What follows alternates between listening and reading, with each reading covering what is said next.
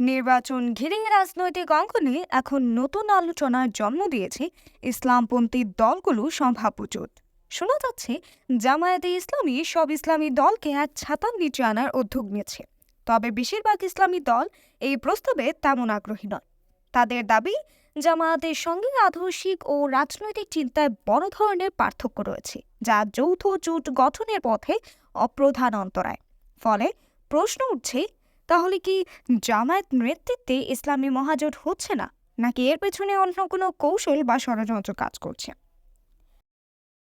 এক জাতীয় দৈনিকের প্রতিবেদনে বলা হয়, বেশ কয়েকজন ইসলামী নেতা প্রকাশ্যে কিছু না বললেও ভেতরে ভেতরে জামায়াতের নেতৃত্বে বৃহৎ জোট গঠনের সম্ভাবনা নাকচ করেছেন।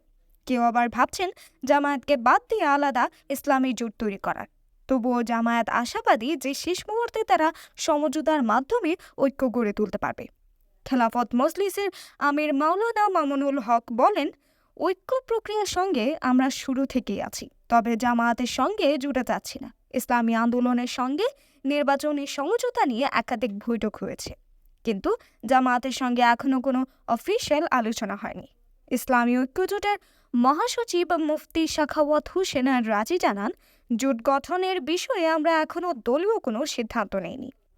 অন্যদিকে ইসলামী আন্দোলন বাংলাদেশের সহকারী মহাসচিব মাওলানা আহমদ আব্দুল কাইয়ুম বলেন, ঐক্যের জন্য আমরা সব ধরনের ছাড় দিতে প্রস্তুত, কিন্তু বাস্তবতা হলো এই বিষয়ে এখনো পর্যন্ত আমাদের কোনো আনুষ্ঠানিক বৈঠক হয়নি। আমরা নিজেদের নির্বাচনী নীতিমালা নিয়ে কাজ করছি। তবে জামায়াতের পক্ষ থেকে একটা ভিন্ন সুর শোনা গেছে। দলের নেতা ডাক্তার শফিকুল ইসলাম মাসুদ জানান, আগামী নির্বাচনে সব ইসলামী দলকে দিয়ে বৃহত্তর জোট গঠনের জন্য আমরা কাজ করছি। নির্বাচন যত ঘনিয়ে আসবে ততই এই প্রক্রিয়া দৃশ্যমান হবে। অনেক দল এখন দ্বিধায় থাকলেও শেষ পর্যন্ত একটি শক্তিশালী ঐক্য তৈরি হবে। সব মিলিয়ে বোঝা যাচ্ছে জামায়াত ইসলামী দলগুলোকে এক করতে চাইছে, কিন্তু ভেতরে ভেতরে অনীহা ও মতপার্থক্যের কারণে সেই উদ্যোগে বড় বাধা তৈরি হচ্ছে। এখন প্রশ্ন হলো, আগামী নির্বাচনে কি আসলে ইসলামী দলগুলো এক ব্যানারে দাঁড়াবে, নাকি বিভক্ত পথেই এগিয়ে যাবে?